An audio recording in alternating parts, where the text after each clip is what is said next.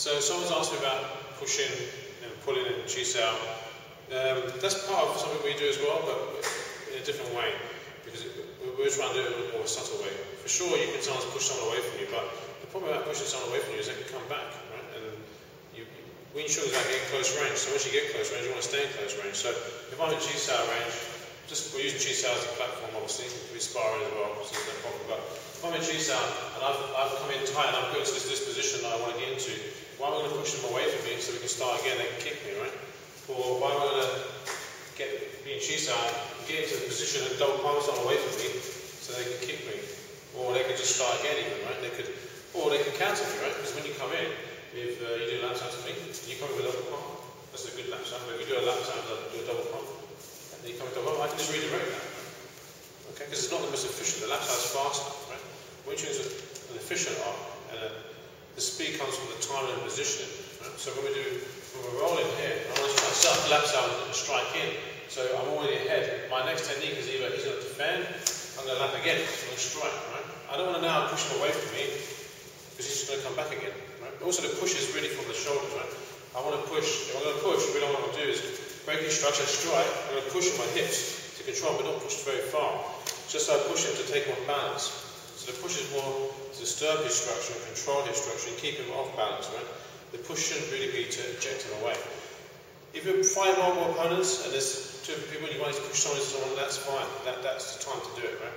But to do it repetitively for no reason doesn't really add value to what you're trying to train, right? So if I'm here, I'm striking him, and then someone's coming here, then obviously you might push that person into them, right? Okay? But then that's a certain situation. For regular training, the really kind of push you want to do is you want to push somebody or pull them just enough to get their balance off, just enough to disturb their structure and set up what you're going to do next, right? Okay? You don't want to push somebody so they push them just away from you, right? Or you don't want to go into a double palm situation, which is slower, just to see if you push somebody, right? Because you can redirect that, right? The double palm doesn't really come from that situation anyhow, right? I really want to be direct, open up, strike. I want to just roll as normal, set up, find my way in, find my position, right? Control the position. I want to hold the space. Wing Chun is about getting close range. Once you're close range, you're in a close position, it suffocates the person. They want to get away from you, so he tries to pull away from you.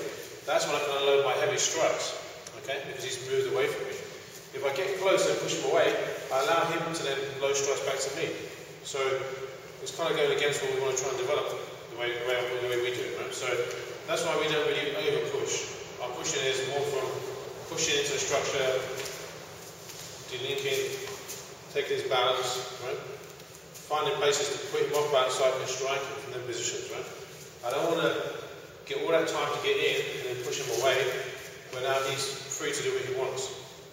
Bridge contact, suffocate your opponent, pressurize them, take their balance, and it becomes like a flow chart. Once I've had bridge contact, in CSL we start with bridge contact. I need to then control the bridge contact, I need to break the bridge or control the bridge. So I've controlled the bridge now and I'm striking. So once I'm striking here, I'm where I want to be. Right? So either I stay here, then strike, and then I start to nudge him, keep his balance off, keep him from setting his balance back again.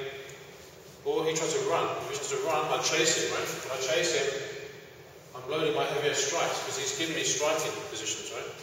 Okay? If he gets away from me, I strike him, he gets away from me, that's where I would kick and chase. I would kick and chase, right?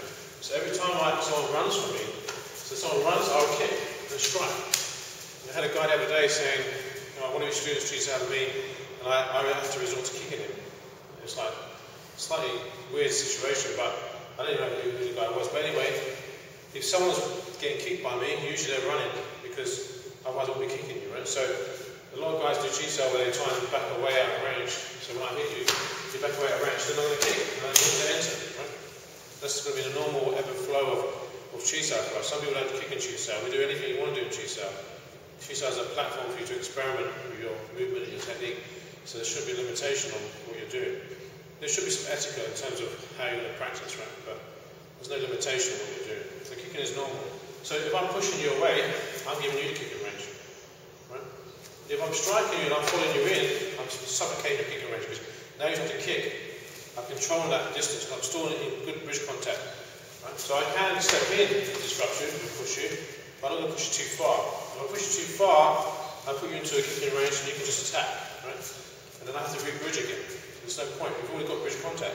CSL is starting from bridge contact. So the idea of the bridge contact is who's going to take control of the bridge? Who's going to find a way to control the opponent, right?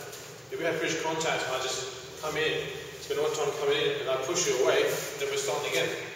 Or I'm putting you back into a position where you can re-attack, right? So what I want to do, we have bridge contact, I want to control the bridge, I want to find a way to break the bridge, and then I want to control your sensor. Once I control your sensor, then I don't want to let control of that.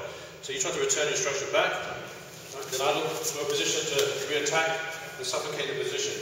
Right? So, bridge, break the structure, strike, you try to return your structure, then he's behind me, right? He's already late because I'm already in control of the position. So as he tries to return his position, I'm already ready, okay? I'm already ahead all the time. Right? I don't want to give back to you. If I give back to you, now you can attack again. Okay? So I hope that's clear of how we will control push and pull. It's one of the mental methods of floating somebody, borrowing pressure, issuing pressure. Push and pull is just one small aspect of that, but we don't focus on it as a main thing to do. It's part of the ebb and flow of how you use your body structure in terms of everything that goes on. There's so many elements of movement, that's just part of that. To push someone a little bit, to pull them a bit, it's just one element.